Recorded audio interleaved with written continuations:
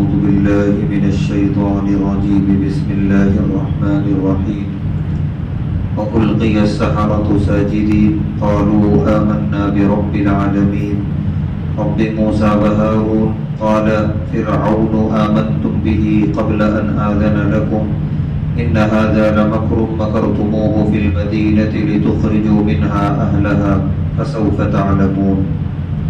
اور جادوگر سجدے میں گر پڑے اور انہوں نے اعلان کر دیا کہ ہم سارے جہانوں کے رب پر ایمان لاتے ہیں جو رب ہے موسیٰ اور ہارون علیہ السلام کا.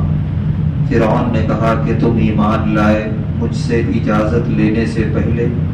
بے شک یہ ایک دھوکہ ہے جو تم نے مل کر کیا ہے تاکہ تم شہر والوں کو شہر سے نکال دو. ان قریب اس کا نتیجہ معلوم ہو جائے گا. گزشتہ آیت میں یہ بات آئی کہ حضرت موسیٰ علیہ السلام کے معجزے کے سامنے تمام جادوگر شکست کھا گئے. اس آیت میں یہ بات آ رہی ہے کہ سارے کے سارے جادوگر ایک ساتھ سجدے میں گر پڑے. کوئی ایک جادوگر بھی ایسا نہیں تھا جو پیچھے ہٹا.